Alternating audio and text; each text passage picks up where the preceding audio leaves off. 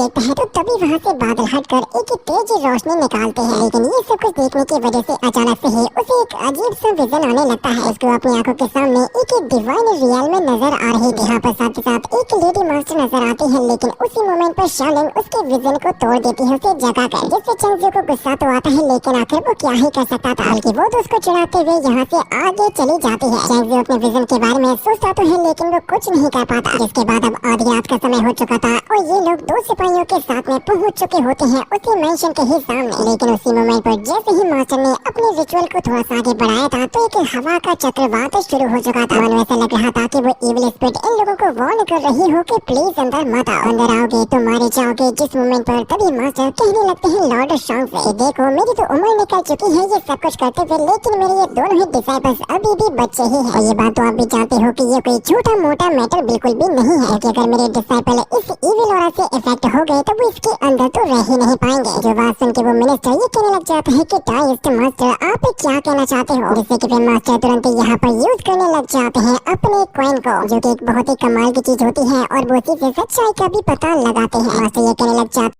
है कि यहाँ का जो ओनर है वो आज से 3 दिन पहले ही मर चुका है, लेकिन उसकी बॉडी की जो डार्क एनर्जी है वो अभी भी हमारे चारों तरफ ही बह रही है। और मैं इस बात की गारंटी दे सकता हूँ कि वो जरूर से हम में से किसी न किसी को कंट्रोल में करने की कोशिश करेगा, क्योंकि वो किसी को अपना होस्ट बनाना चाहता है और अपने इरादों में कामयाब होना चाहता है। जहाँ पर साथ ही साथ हम लोगों को उस इविल स्पिरिट का साया भी नजर आता है। और उस सिक्के को जैसे ही मास्टर वापस लेते हैं तो वहाँ से सब कुछ गायब हो जाता है और वो कहने लगते हैं मिनिस्टर से, अब आप मुझे जल्दी से बताइए कि ये सब कुछ जानते हुए भी क्या आप ये चाहते हो कि मैं इसको कंटिन्यू रखूं। जो बात सुन के वो मिनिस्टर ये कहने लगता है कि मैं समझ चुका हूँ कि आप एक बहुत ही काबिल बंदे हो और मैं माफी चाहूंगा अगर आपको मेरी वजह से कोई भी दिक्कत हुई हो तो। इसीलिए अब आप सबसे पहले जाकर अपने रेस्ट रूम में आराम भी कर सकते हो, जिसके लिए सभी के सभी लोग जाने लगते हैं। और वहीं पर बैठी हुई हम लोग एक चिड़िया को देख पाते हैं जो कि चेंगज़ू के सिर के ऊपर से ही यहाँ वहाँ पर जा रहे थे। जिसके बाद फिर मास्टर उनके दोनों ही डिसाइपल को देखते हैं जो कि आराम कर रहे थे अपने रूम के अंदर। शाओलिन मास्टर को सबसे पहले एक गीला टॉवल देती है और उससे कहती है कि आप इससे अपने फेस को धो लीजिए। चेंगज़ू जब दरवाजे को बंद कर रहा था तो वो दोबारा से चांद की तरफ देखने की कोशिश करता है, लेकिन उसको इस बार कुछ भी नजर नहीं आता। और मास्टर अपने दोनों ही डिसाइपल्स को ये समझाते हैं कि मैं जैसे ही रिचुअल को परफॉर्म करूंगा उस वक्त तुम दोनों को ही अपने माइंड्स को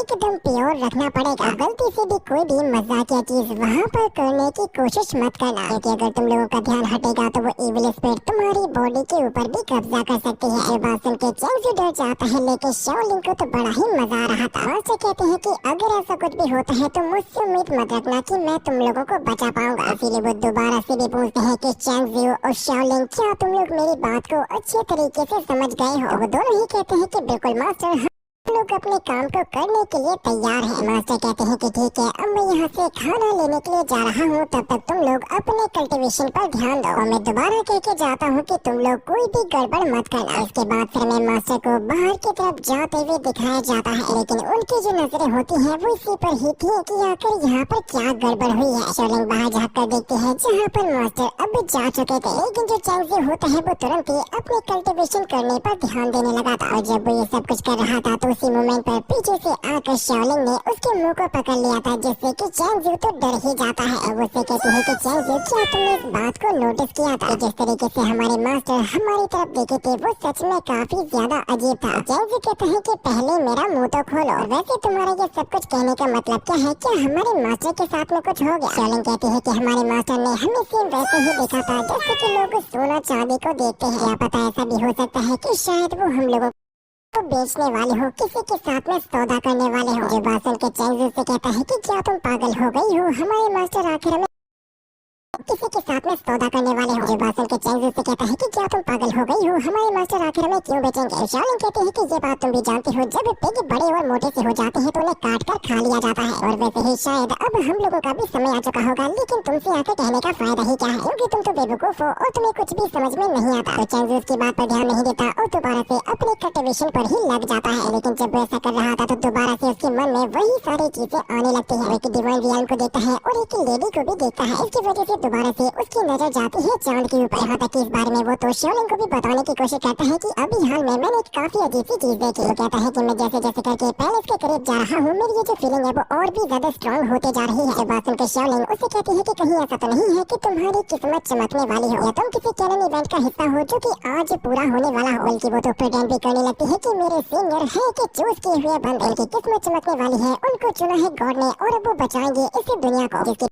बात में कोई भी सेंस नहीं होता, लेकिन चैंगजू इसके लिए काफी ज्यादा सीरियस है। वो कहता है कि कहीं ये वही लेजेंडरी एन्चेंटमेंट तो नहीं है। जो बात सुनकर शाओलिन कहती है कि सीनियर आपकी किस्मत इतनी अच्छी तो नहीं है जो कि आपके साथ में ऐसा हो, लेकिन चलो आपका हौसला बढ़ाने के लिए मैं ये कह सकती हूँ कि आपका जन्म एक ग्रेटनेस के लिए पैदा हुआ है, यानी कि आप बनोगे इस दुनिया के सबसे महान कल्टिवेटर। इसके बाद हमें यहाँ से नजारा दिखाया जाता है जनरल वैंग यांगजू के असली मेंशन का। और ये जगह तो बाहर की तरफ से देखने में ही बहुत ही ज्यादा टेरिफाइंग लग रही थी। मिनिस्टर बताते हैं कि देखिए यही है जनरल वैंग यांगजू का मेंशन, और जब से उसकी मौत हुई है ये जगह तो ऐसी की ऐसी ही पड़ी है। लेकिन आगे बढ़ने में तो इन लोगों को काफी ज्यादा डर भी लगता है। जिस मोमेंट पर मास्टर ने जैसे ही आगे की तरफ ध्यान दिया था तो एक अजीब सी हवा चलने लगी थी और तभी पीछे से आवाज आती है कि तुम बहुत ही मासूम हो, लेकिन ये हरकतें तो कर रही होती है शाओलिन। जैसे कि माँ से कहते हैं कि प्लीज ऐसी हरकतें मत करो, लेकिन अब वाकई में किसी इविल स्पिरिट की आवाज आती है कि मैं बहुत ही मासूम हूँ। जो आवाज सुन के वाकई में यहाँ पर सभी के सभी लोग चौकन्ने हो जाते हैं, अपने अपने स्वर्ड्स को तैयार कर लेते हैं। मिनिस्टर मास्टर को बताने लगता है कि